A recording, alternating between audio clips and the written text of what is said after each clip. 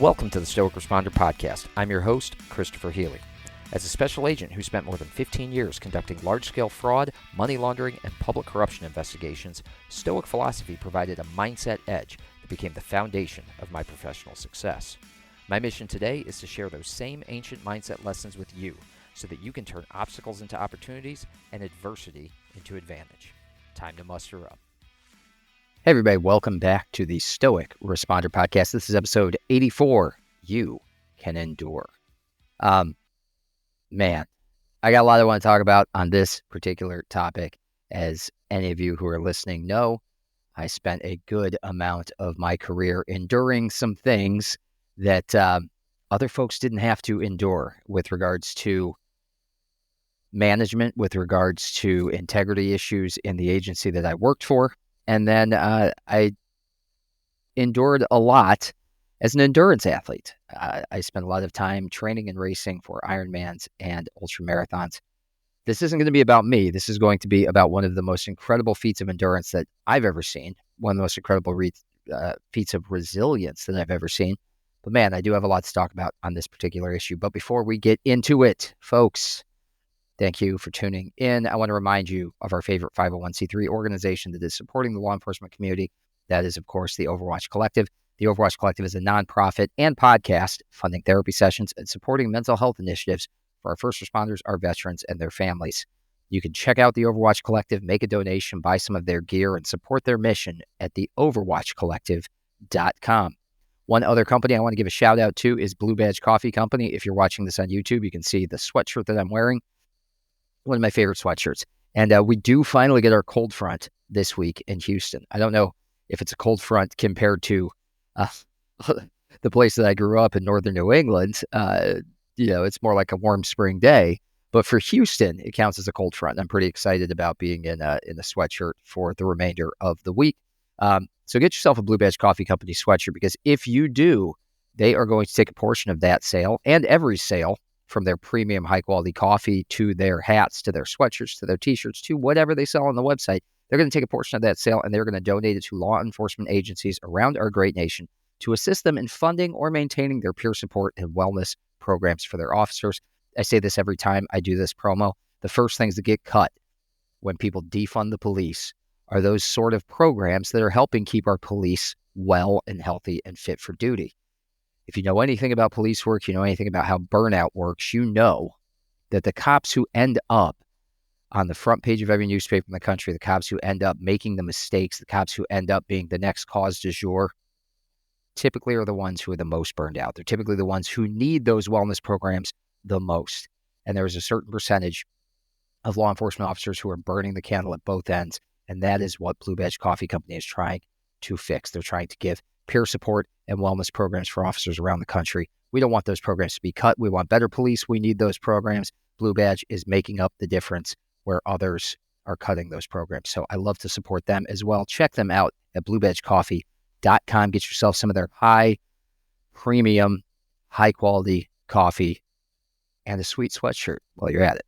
All right, let me start you off with a quote from Marcus Aurelius. As I said, I'm going to have a lot to talk about on this issue. Nothing happens to anyone that he cannot endure. Marcus Aurelius. I've seen this written a bunch of different ways, but that's the the version we're going to go with. The thing about Marcus Aurelius is he was writing in Greek. Now, yes, he was Roman, spoke Latin, but people in the classical world typically wrote in Greek. And it's not the Greek that we're familiar with today. I'm not familiar with any Greek. I can't even pronounce most people's last names if they're Greek, but it's a different language entirely. In the same way that the English language that we speak today, if you met somebody pre-Norman invasion, Great Britain, from like 1065, you wouldn't really be able to have a conversation. It would be like speaking to someone who speaks German or Flemish or Dutch. It's a Germanic language, but it's not the same, right? So there's a lot of translation. I guess my point here is not to give you a history lesson. My point is there's a lot of translation that occurs in Marcus Aurelius's meditations, right? We have the source material that's translated from one language, maybe from another language, and what's out there in the public domain is going to be written slightly different. You're going to have different versions of it.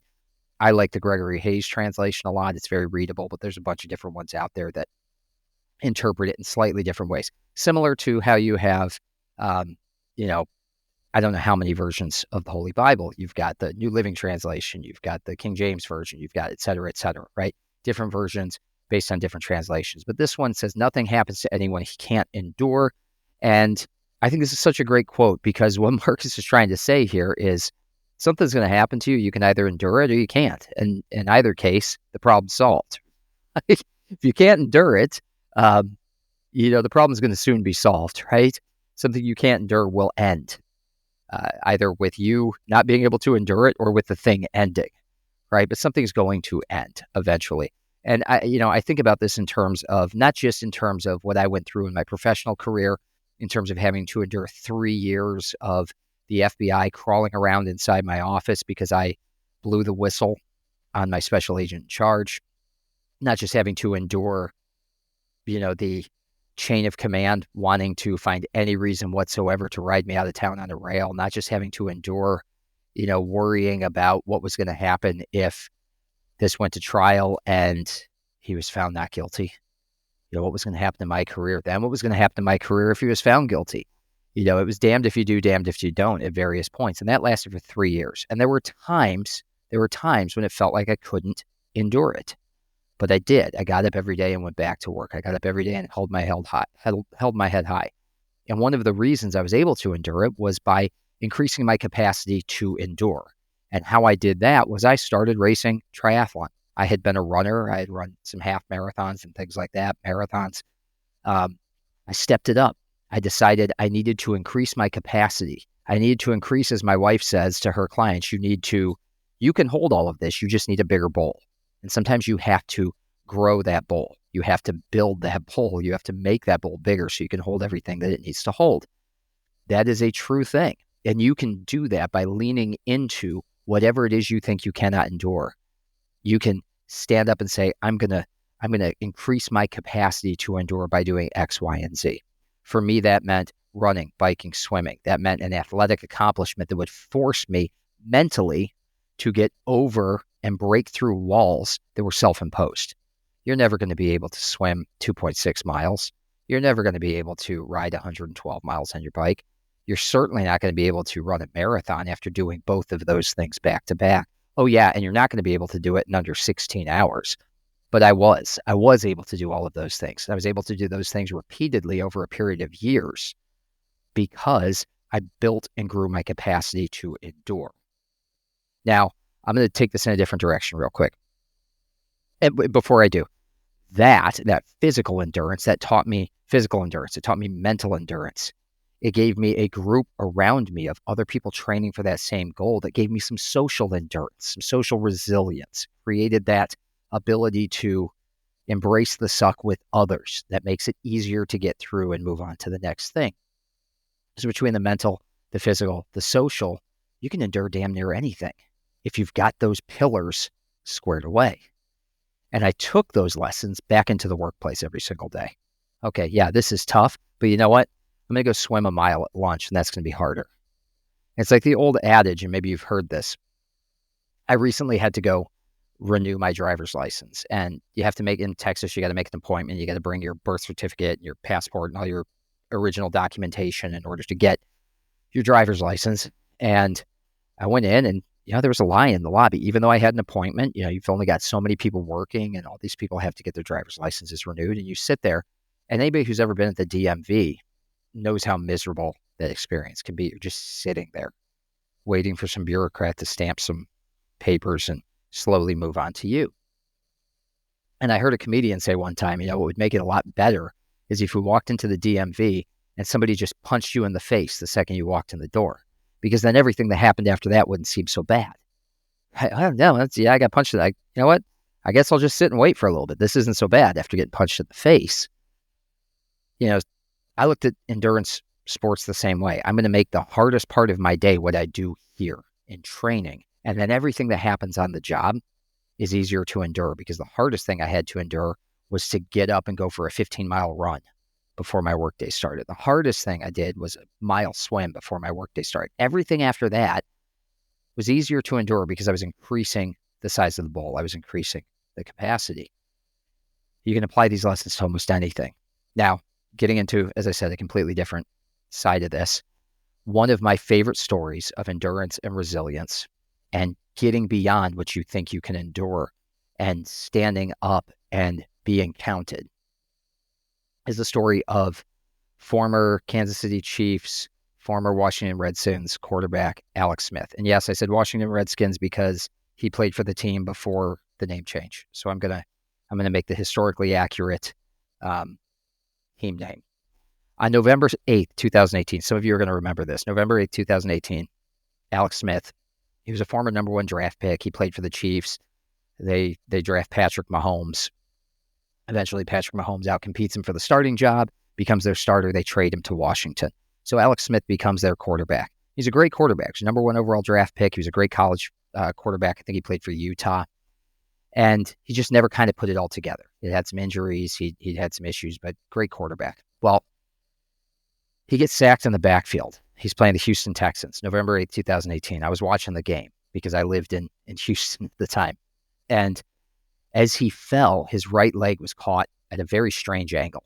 And it led to not just a break, as happens, as we saw, Aiden Hutchinson this past weekend for the Detroit Lions. Again, a game that I happen to be watching because they're playing the Cowboys, has a gruesome leg injury. But Alex Smith has a particularly bad injury because quarterbacks, he's not a big guy. I mean, he's big compared to the general population, but compared to what's around him on the field, he's not a big guy. And as he falls and gets kind of rolled up, the angle that he fell led to this complex spiral and compound fracture of both his tibia and fibula. Both break. And it was brutal. And you can look up the footage online. I would suggest you do not. It's one of those things that just will live with you. Joe Theismann-esque, if you're of a certain age and you remember seeing that as a kid, kind of coming back up on highlights. I didn't watch that one live, but Joe Theismann had a gruesome leg injury, right? We see this happen from time to time. It happens to Alex Smith.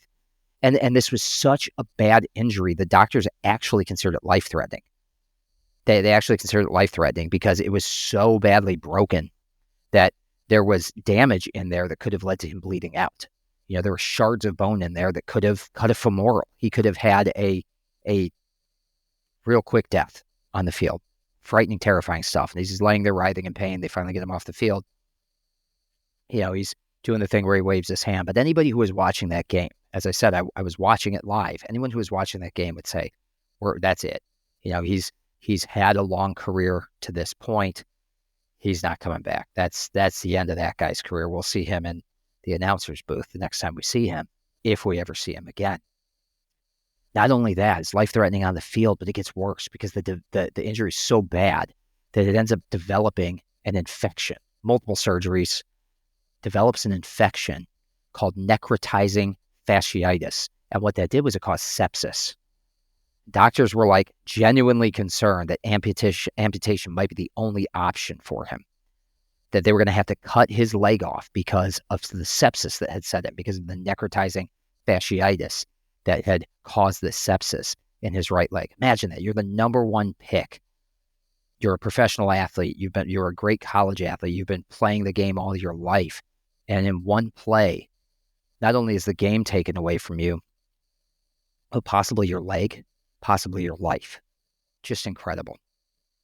So in the face of these just incredibly overwhelming odds, a return to the field seemed like an impossibility, right? Nobody expected to see him. Just after the hit, it was like, that's it. His career's over. That's a career ender. But almost 2 years later, just under 2 years later, October of 2020, in the middle of the pandemic, that weird pandemic season where nobody's in the stands and the games are just strange and all that stuff. After 17 surgeries and 693 days, Alex Smith once again found himself under center. Again, it's the midst of the COVID-19 pandemic. And at that time, things were tough. They were tough for everybody, right? Whether you lived in Texas where things had kind of normalized a couple months prior, by August, people were back to work. Things had started to normalize. People weren't really wearing masks that much anymore. But in October 2020, in a lot of places, it was still very much in the grip of things. There were still people who were very panicked about this. And a lot of people needed a reminder of the power of perseverance. A lot of people needed a reminder of the power of the human spirit. And Alex Smith's return to the football field gave that to people. He was widely celebrated. And some of you who may not have seen the injury in the first place may remember how much his return to football was celebrated.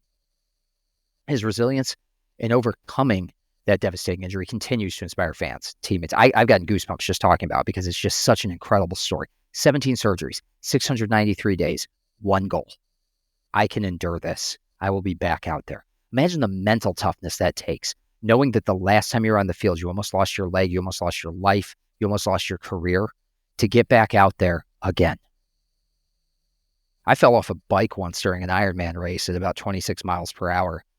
And in the moment, because adrenaline surging, because a numbness that I felt, because I was angry. I was angry that a truck had pulled out on the course and cut me off and caused me to crash. I was pissed. I was swearing. Adrenaline is surging. You're not feeling the pain. It wasn't until 2 or 3 miles down the road after I repaired my bike chain, fixed a flat, got back on, picked some of the gravel out of my shoulder and arms. It was a couple miles down the road that like my arm started to throb, my hand that was cut, I still have a scar that was cut wide open. My elbow that was cut wide open and bleeding started to throb and started to hurt as that adrenaline wore off. And I started to realize what had happened. Smith, and again, a much more serious injury than anything I endured, all of the initial feelings, the adrenaline, what you're feeling in that moment, as long as it's 693 days later. The idea that you would continue that focus and say, I'm going to get back out there and get under center and do this again. This horribly dangerous game, I'm going to do it again. It's just an incredible reminder that while life might present us with trials and tribulations of varying degrees, we all possess the inner resources to withstand them. No matter how daunting, no matter how insurmountable our circumstances may seem, we have the ability in here, mentally, and within that inner citadel that we try to fortify, we have the ability to endure, to persevere, to emerge stronger on the other side of whatever it is that punches us in the face. I'd like to say that my career emerged stronger from what I endured in putting my boss behind bars. In the midst of all that, I became an Ironman triathlete multiple times over. I became an ultramarathoner multiple times over.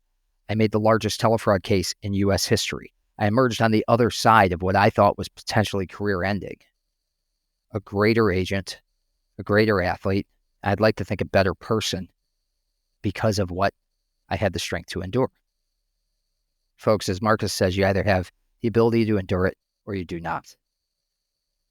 You're beaten the moment you think you are.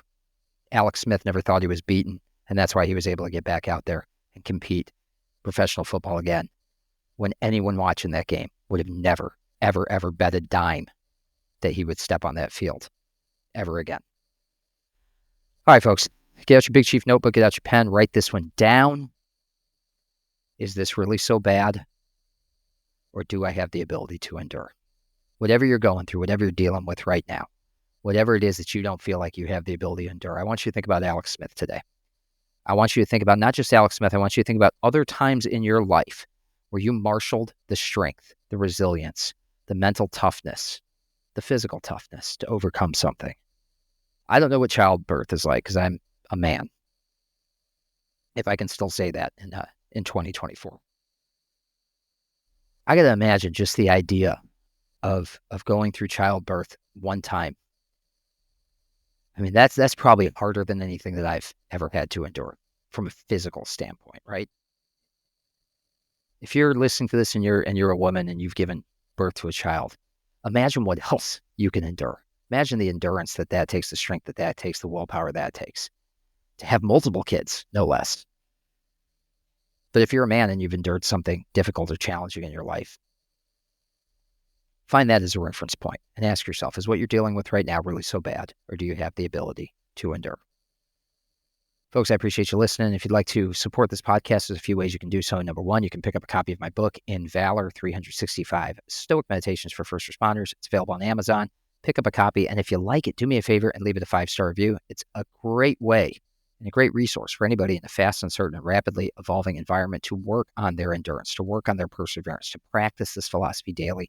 It's going to give you quotes, it's going to give you contextualization. They're directly relatable to your modern life, and it's going to give you some daily journal prompts and action items to help you integrate these lessons. Number two, you can subscribe to our Substack, Stoic Responder, at stoicresponder.substack.com. On that page, you can get access to our podcast delivered directly to your email 4 times a week, plus my weekly newsletter with Stoic leadership and personal development tips. And finally, like, share, and subscribe this podcast if you would, so that others can learn about what we're doing here. Folks, I got one more episode for you this week. Until next time, you are out of roll. Thank you for listening. If you enjoyed this episode, please take a moment to subscribe, like, rate, and share this podcast so that we can spread the benefits of Stoicism to other first responders. It will only take you a few moments, but it can help us tremendously. Until next time, out of roll.